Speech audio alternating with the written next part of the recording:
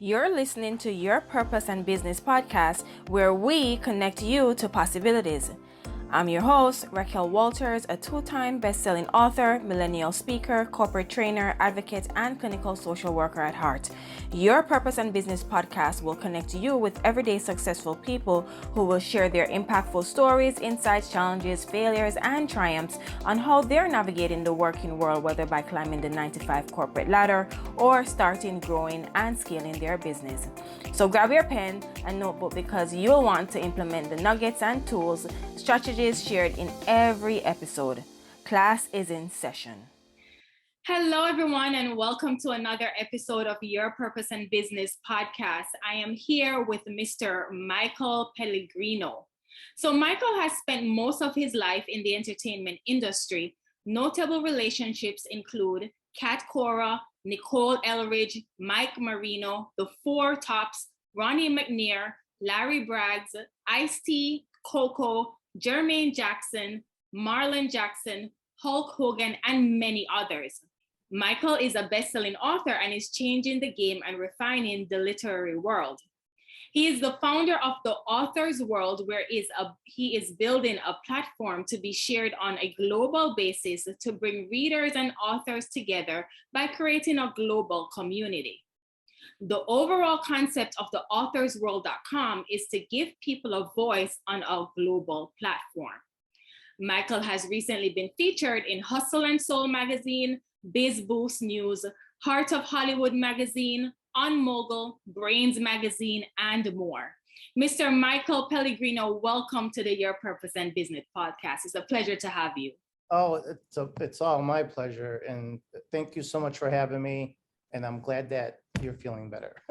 Thank you so much, Mr. Pellegrino. So I ask all of my guests this question, and it's a big one. What do you think is your purpose in this world? Wow. That's a loaded question.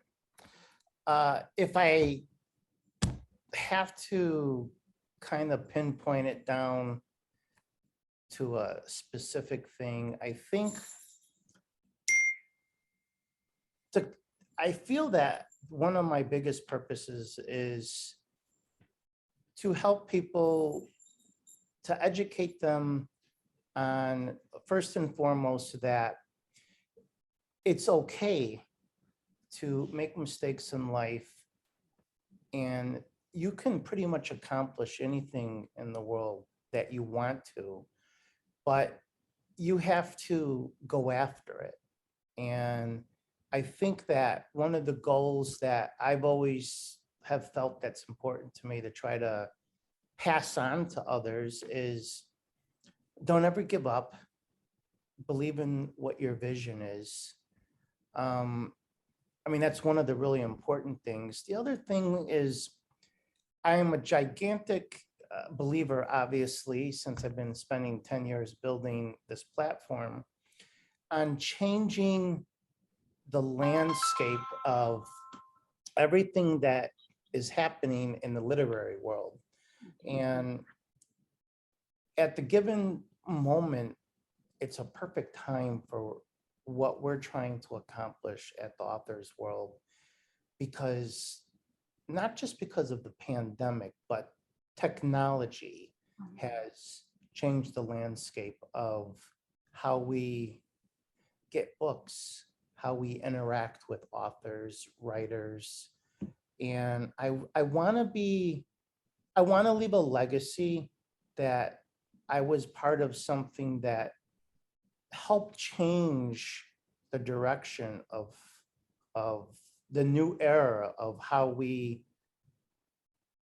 go about communicating and getting books. We lost a lot of social contact in the new way that we communicate with getting books in today's society. The pandemic was even 10 times worse, because we were locked down, and I think people found a lot of comfort in binge watching TV, and at the same time, they rediscovered reading. They rediscovered the love of books. They had time. But we have fallen into that crazy, crazy world where, I mean, our phones are next to us, our tablets, everything is digital. And we lost the social presence of communication, that that wanting to shake somebody's hand, to sit and have a conversation with somebody, not through a screen, but physical contact is really important in many ways, mentally, physically. I want to be the guy that is known to help redefine that possibility of communicating with readers and authors, even though it's still going to be through some digital platform, but there's going to be a more a more one-on-one basis with authors and readers. So to surmise it, I want to be the guy that people look up and say, wow, he was a game changer. Like, you know, Amazon changed the world and how we do things and buy things. And they started off selling books. Right. That was their sole thing. Facebook, became this gigantic social platform. Mark Zuckerberg had the foresight to change the game there. But now I think the literary world is lacking. And I want to fill that void. And I want to do it not just for adults, though. There's multiple divisions. I want to be part of the creation of helping mold children at a young age, to steer them towards reading. And by doing that, that gives the opportunity, if you have children, it gives you time at nighttime to read to your child, to bond, to have some kind of more intimate relationship with them, instead of just taking the tablet or the phone and putting it in front of them and saying, all right, you got 15 minutes or 30 minutes, and then shutting it off, good night. We need communication in the world. So, it's a long answer I gave you, I know, but I want to change the world of literary, how we communicate with each other. And I want publishers to have an outlet, a new format, so they can sell books. It's very important. But I want, we don't go to book signings no more. It's gone. Right. And people don't get to see their favorite authors like they used to. They don't get to get their books signed the way they used to. And wouldn't it be wonderful just to sit here, and have 5-10 minutes to get the chance to engage with one of your favorite authors and to find Yeah. out stuff? Absolutely. That's what I'm trying to do and what I'm trying to create. And it's kind of what I want to be known for. Yes. Amazing. That's what I could do. Yes, no, that is amazing. Because as you were speaking, I was thinking, Michael, um, if you could remember, because I could tell you're a lover of books. And yes, you are absolutely right. I mean, long gone are the days where you see anyone barely going into a library these days, picking out their favorite book, whether it's for school purposes or for, leisure, just for fun to read. To be honest with you, I don't even know. And I'm a millennial, if people are even doing book clubs anymore, because it's a way to bond. They're not. They're Right. not what they were.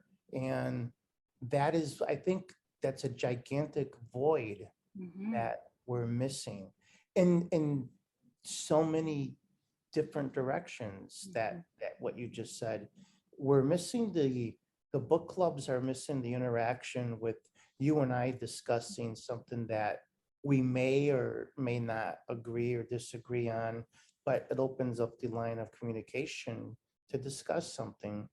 But also, we lost the connection of being, connected with the author. Um, they're they write books, they get put out on the internet now, and that's pretty much it. There's no more Q and A's, and I Mhm. think that was one of the most exciting things about book clubs when people sat around and discussed the book. Everybody had an opinion, and Yes. sometimes there, little debates would come out, and it's all positive though, because it gave us the opportunity to light a fire under people, to start conversation and to socialize. Right. And we don't socialize no more. That's the problem. Right. Socializing is Zooming, it's conference calling. Mhm. I get it. It's the new world, and it helps save money. It's a quicker way, but the human factor is being taken away from us. Mhm. And I think that that's something that people really do have to understand. Doesn't make a difference. Without human interaction, you're you're alone. Right. And I could talk to you all day long the way we're doing it, but we're not really having human interaction. Right. I Very mean, go to the bookstore and they used to pick a book out, and I tell people, I go, you sat down and you read the book at your Borders or Barnes and Noble, and then true. you went and you got yourself a cup of coffee, and before you know it, you met a friend Mhm. and you were discussing your favorite books and what are you reading? What, hey, try this book. Mhm. It's I call it the human factor. We lost it. We lost that personal touch. Right. And book clubs, like you said, are almost non-existent. And I'm going to do everything in my human power to bring back a global book club where people from all over the world, and children, Yeah. children will have their own uh, section where they can literally sit there and integrate with each other about books all across the world, and Mhm. get to socialize with new friends from places that they would never have a chance to get to know. Yes. I think it's vital, it's important to reestablish what once it was there, we lost it and Yeah. we need it back. Regain it. Right. And Mhm. that's what I'm trying to do. Yeah, and I am, applauding you on this mission because it's a big one, but I also believe that it's doable once, you are doing it. Um, Once we can get more people to get on board, because Michael, I remember, like I said, I'm a millennial. I was born in 1987, and I remember my mom used to take me to the library on Saturdays, and I would grab a book. But long gone are those days where even I'm not a parent yet, but even for my nephews, they're not really doing that. It's everything is technology, the iPads, YouTube, and my sister, she makes every attempt, but for whatever reason they're just stuck to the iPad. And I'm sure there are many people across the world that's dealing with this issue. So it's sort of like, even when you're talking about children, I'm like, it has to start, again, from the children, and then incorporating the parents and building up from there to have like children books club and adults book club. And hopefully we can get back what we've been missing all these years, that communication. You hit it right on the head, and that's exactly the literally when we were trying to configure how the children's division was going to work. And Mhm. I have some absolutely amazing people that they have children. Yes. They understand, but they all agree that they put the iPad or the phone in front and they YouTube now, or they're watching something, and they don't spend the quality time that they used to when you were a child, Right. that you should. And I think for the development of a child, especially for bonding with their parents, especially in today's society with all the horrible things that happen. I think that it's important that at a very young age, we start to establish a bond and a relationship with parents and child.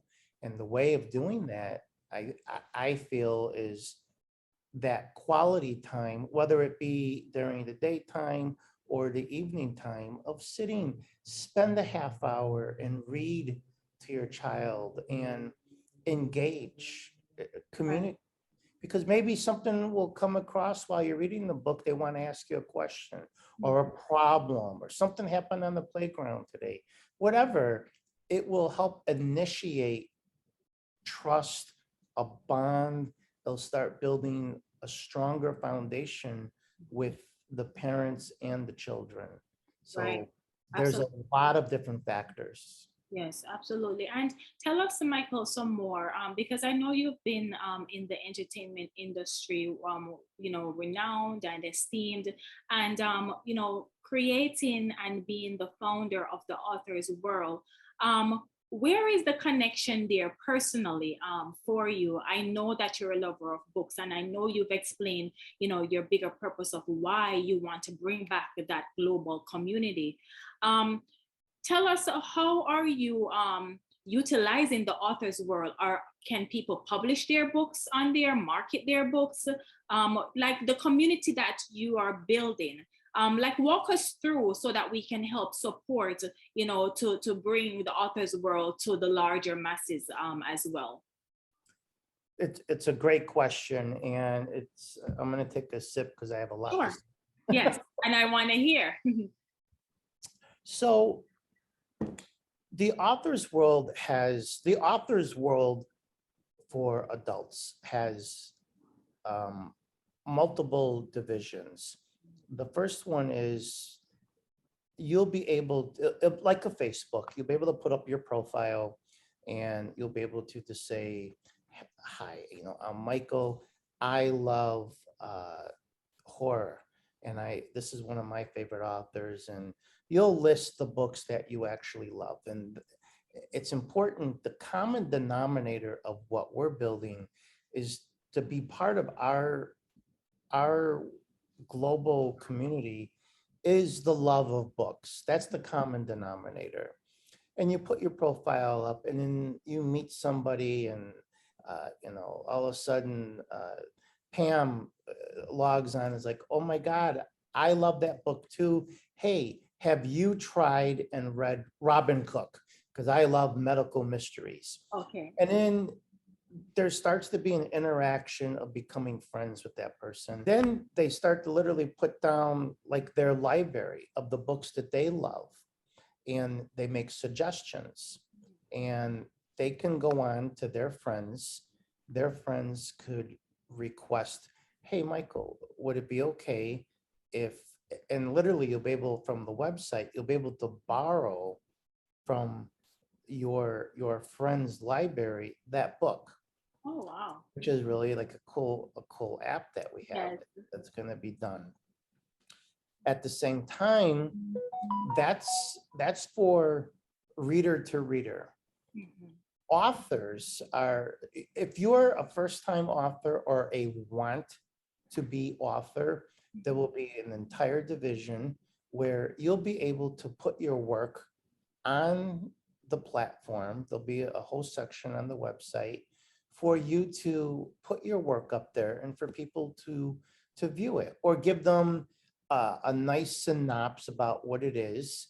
And if you want, it'll be able to be put up there for sale, and they can sell their book through the site. There'll be an entire shopping cart for all of that. And then for those that are very well established authors, that will be another whole division where they'll have a platform to promote their books of what's coming out. Publishers, I think, are going to love us. I feel that they're gonna, sing our praise, because there's no more bookstores. Right. And they are the founders of what has happened technology wise, which is Amazon. But Amazon, I'm a gigantic admirer of what Jeff Bezos created. I think it was brilliant, Yes. but they own the world basically. Yes. This is not the priority. And in our little pond, books is the priority. I don't Yes. want to own, Walgreens, and I don't want to sell everything in the world. I want to sell books, and I want to build a community for people to interact. And that's what's missing.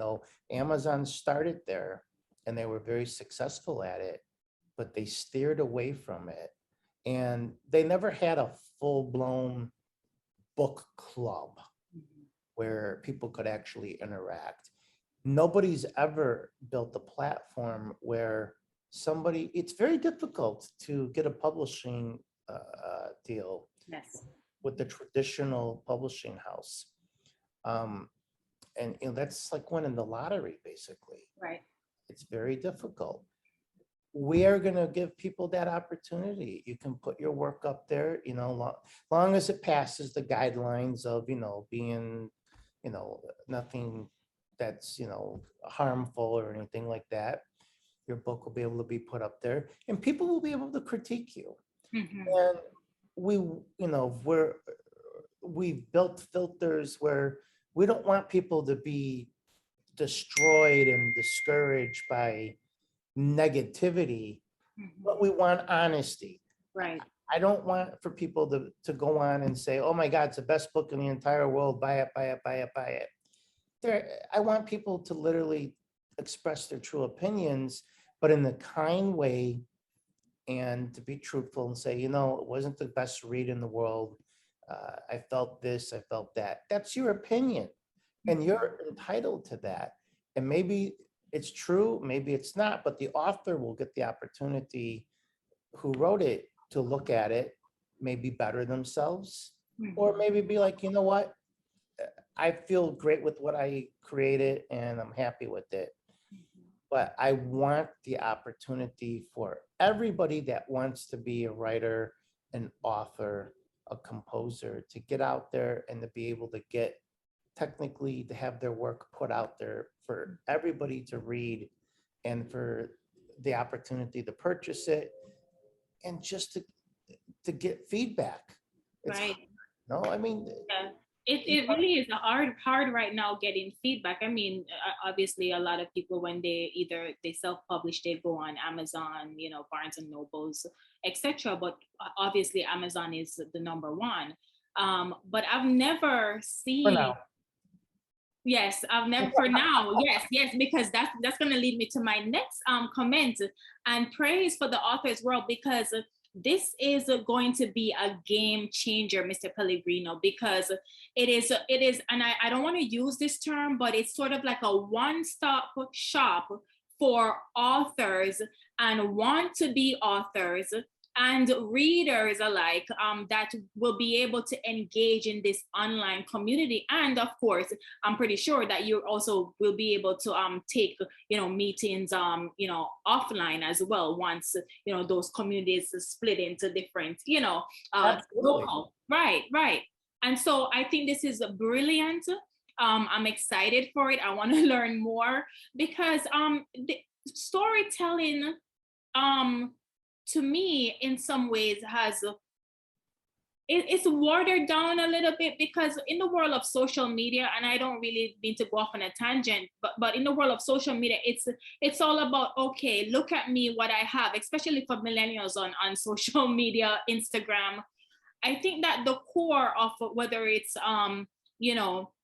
fiction or nonfiction, we need to get back to that, talk about, okay, if this is a self-help book, or this is a true life story, or if this is a horror story, let us talk about it and engage off of that and share our ideas. And it's entertaining, it's fun, It's educating, or edutaining, as they would say, education plus the entertainment, right? You need both. Both. And I think that the author's world will be able to accommodate every person when it comes on to wanting to read books or learn more or become an author or be able to market, and also being able to be picked up by a publisher as well. So kudos to you.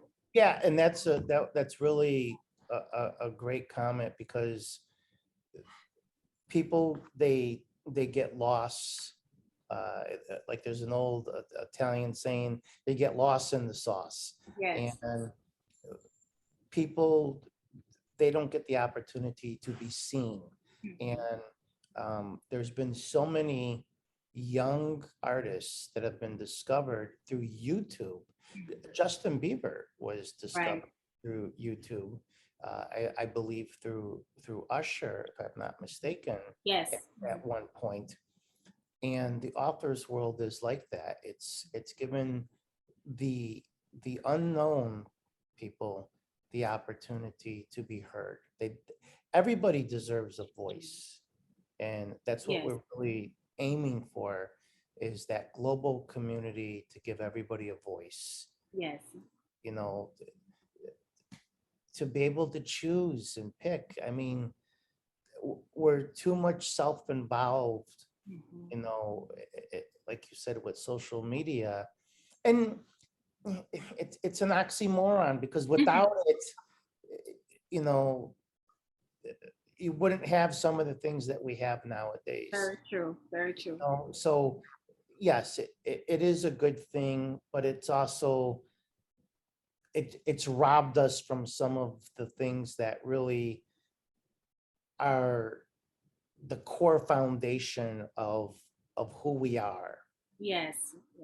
And I'm trying to integrate all of that into one thing, which is not easy, but I think that we've done that. And like you were saying, people love to be able to communicate with the people that write books, and it gives the authors a chance to connect with the readers. It builds your core audience up. Right. I would love to know, speak with Stephen King and be like, what gave you the inspiration to create this character? Right. And hear what he has to say back. Mm-hmm. We need that. We need that Q&A again of finding out stuff. And hopefully with just a little luck and a lot of hard work and many mistakes, we have about to accomplish that. Yes. And is it fair for me to say that this is also a part of your life's work as well? Because Yes. when you talk about the author's world, and I know you have done many things, but yes. This was something that in 2005, I created the vision of it, of what I wanted, and it's evolved over time with the help of a lot of people, just spitballing and trying to figure out, well, what about this? What about that? And with the great creations of some really cool apps that are out there now, and Facebook was a gigantic thing, but nobody was out there creating anything about books. We forgot about them. Right. And at the end of the day, books are not going away. It's just not how we get them. Right. And one of the most exciting things that I feel that we've created with the children's division is, so you have no children yet, but I have nephews and a niece. Yeah. Well, okay. So, if you're with them and the doorbell rings and our soon to be competitor knocks on the door and rings the bell and drops off a box, the kids are excited. They want to open up the box. Right. And we've created an entire division where it's not just online. Children every month, just like adults, are going to have the option of physically getting books delivered to them through a book club with all kinds of wonderful, great animated characters that come with it. Very That nice. and we tried to integrate entertainment, as you and I were just talking about, with the learning process. I want children to be able to open a book and be entertained by the wonderful characters that are in the book and the storylines, if it's something we created, and if not, whoever created it. But I also want them to be able to learn, Right. and that's what's really important. True. So we've taken a lot of time to figure out how do we integrate all of these elements into this. And, you know, my gosh, every month, children will be excited when the doorbell rings. There's a package for little Jimmy or Tina, or whoever, Whoever, yes. they have a package. Oh my God, it's to me, it's an excitement. We want to, and children get stimulated by that, and it will give them more enthusiasm to want to open that up and read what was just delivered to them. And I Nice. that's kind of an exciting aspect It of what. is. It is exciting times because you spoke about the Authors World platform, where you could create the profile and communicate with other authors or readers, and you spoke about the app that's coming up. I've also read about a podcast as well. You have a podcast, the Authors World podcast. Please speak to that. Yes, and that's probably the first thing that will be launched in less than 6 weeks, Great. where and it's not your typical podcast. Uh-huh. We've built out a unbelievable studio. We do make feature films and commercials, and we produce music and stuff for artists. But when we were doing this, podcasting became gigantic during the pandemic. Yes. And I started to really follow it. And I said, well, this is really cool, but let's change the game. Let's make it not just like a podcast. Let's make it like a late night show where, you know, we get all these cool guests that have books coming out or have written, and we get them on, and we do a really laid back, chilled atmosphere, and we ask the questions, and viewers could literally log on and like, wow, I want to ask Ice this question, what made them and the producer will be like, hey, we got a question from Minneapolis, and literally it'd be like, Ice, what do you think of this? But it's going to be, the set's very laid back. It's like a late night show Right. is how we're producing it. Right. Instead of like a very strict format. Format, right. We like want a laid back vibe. Right. We want to be laid back, sit on the couch, and let's talk about the new book you got coming out, and how's the family? What's happening? We want the readers, the viewers to feel like, oh my God, I can't wait till that show comes on tonight. Guess who's going to be appearing this week? And be excited about it, So I think we've taken things up a notch, creative wise. Or at least I hope so. Yes, it is exciting. I mean, I want to shift gear a little bit, Michael. Like, what keeps you fighting to make Authors World the number one, platform for book lovers? Because life is about failure, and I know you've been tested, but I also know that this is going to be victorious as well, because it's much needed, especially right now in the world, in the marketplace. So what if you could encourage the listeners who aspiring to become an author or want to eventually place their book on the author's world or want to be a part of this or with anything that they're doing in life, right? What keeps you going and what advice would you give? Wow. Well, first of all, what inspires me, because there's been so many times developing this that I have just felt defeated, down, and is it worth it? My gosh, we have to recode this, redo this.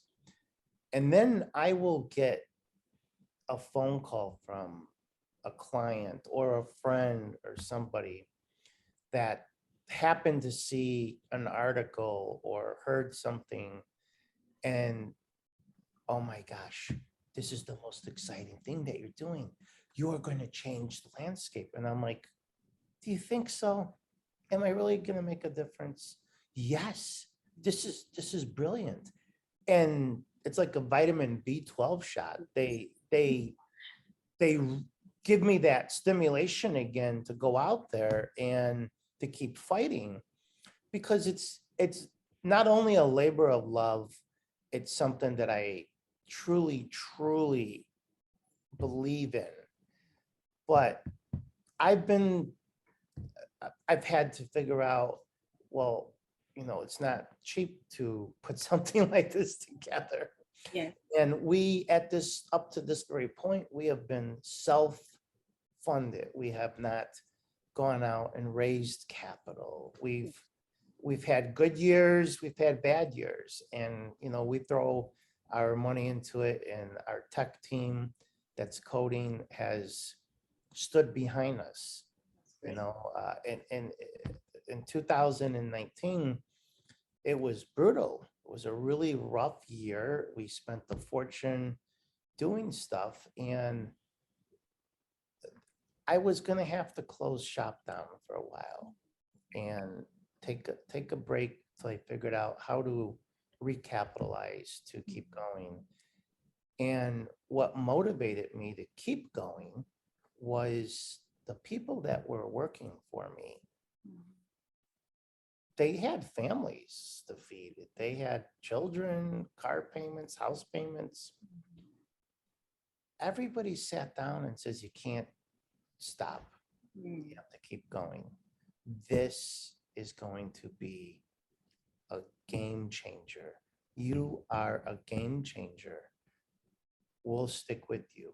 And that year, I paid them through stock options. Oh, wow. That's impressive. Yeah. Yeah. I mean, literally, they took options in the company and waived whatever pay they were going to get for that year. Wow. That's how much they believe in the author's world. Yes. And that's what motivated me. And I was just captivated by what they were willing to sacrifice. I was like, wow, how could I not keep going? If they believe, how could I not believe? Yes. And I think it's so important. It's vital for people that are watching right now or are going to watch later to understand something. One of the worst things that people do to other people is, I call them haters. Because when people start to succeed, or people are trying to do something, you always have the naysayers, the people that are like, oh, that'll never work. I don't know why you're wasting your time. Some people, they let them get into their head and they beat them up. And people give up, and they don't realize their dreams that they could have had because they listen to negativity. Yes. And don't listen to negativity. If you believe in what you're doing and you feel you have something, go for it. The worst thing that could happen is you fail. Right. And you know what happens when you fail? You learn the lesson. Yes, absolutely. The next time you won't make the same mistake. But get back up. and keep fighting. I've been doing this for 10 years, building this, Yes. and people have no clue, none of what I have. I've had so many sicknesses in the meantime.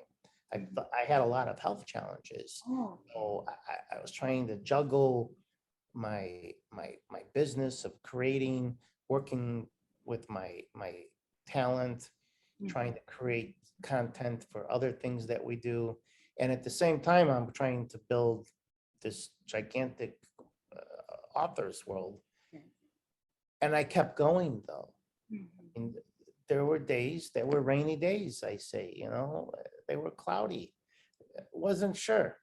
But deep down, there was a few people that kept just rooting for me, Mhm. and they motivated me. It's like a Rocky movie, Yeah. you get back up and you're like, all right, come on, I got one more left in me. Yes. I want people to fight for you. If you want to look at it's simple. If you want to be known to be the person that changed the game, you've got to get in the game. You have to get in.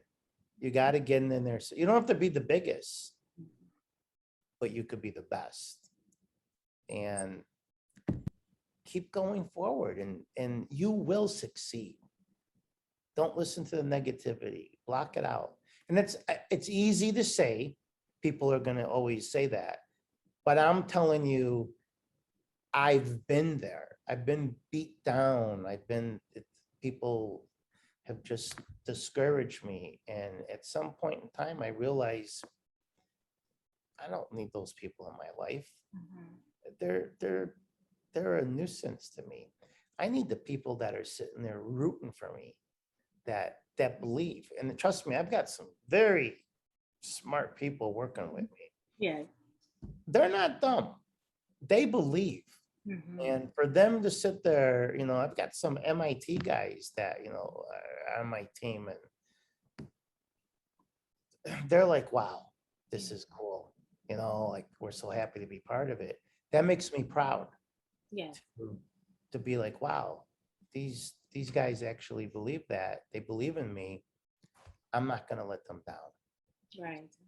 Keep fighting. If you're out there, don't give up on your dreams, because they'll happen if you just have to keep fighting for it. Mm-hmm. Be in control of your destiny.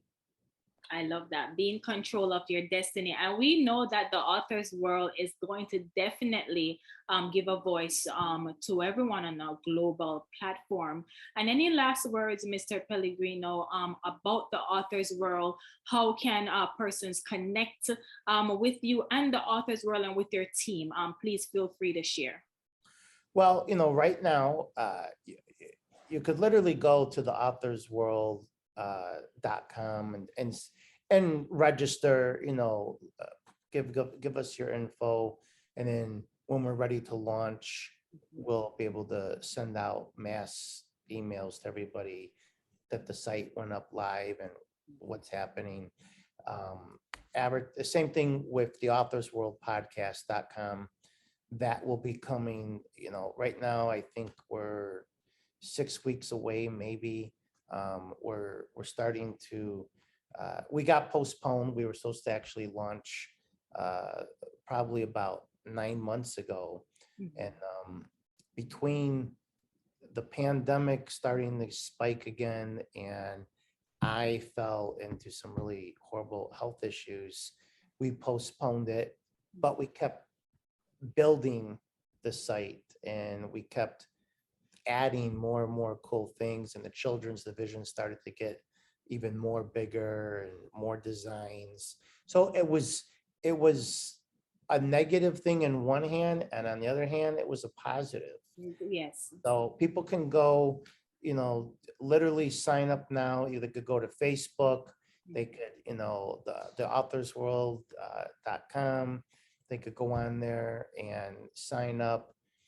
Uh, It was when we first, not long ago, launched our Facebook page. I think we got like 100,000 subscribers in just days.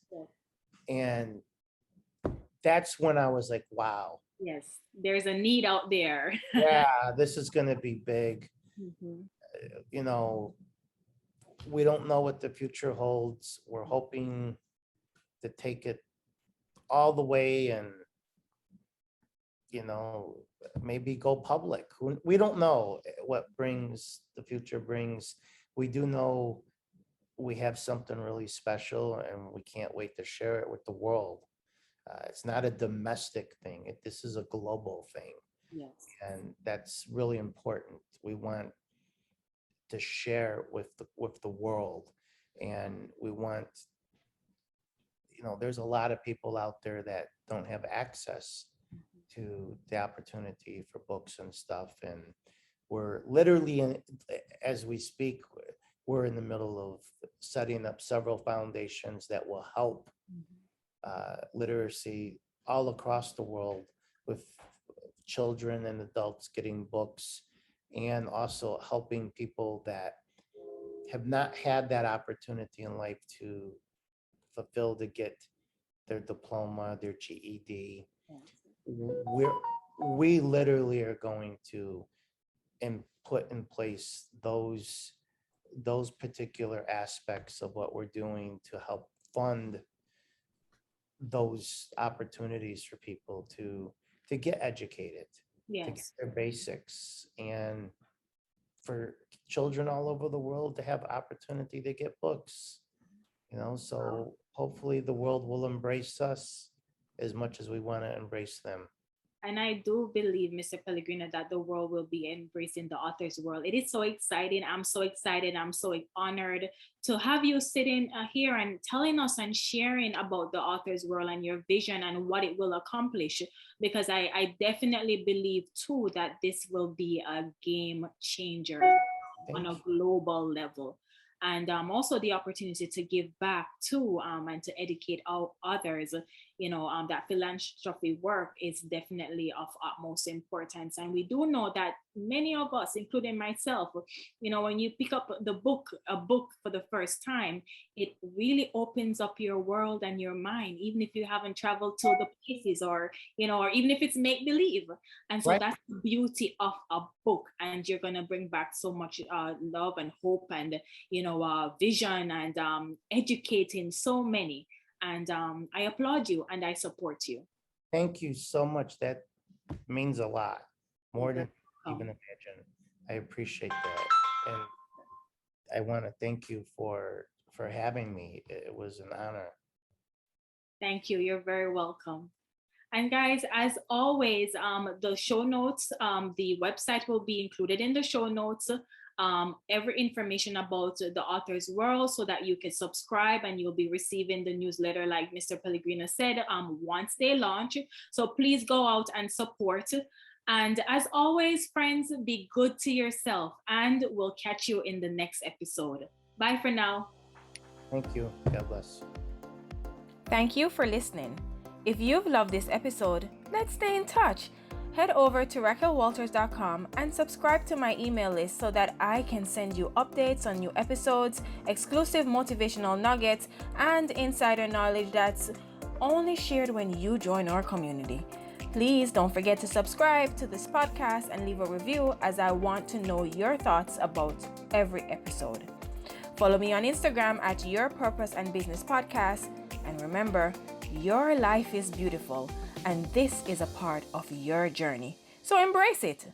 Speak to you soon.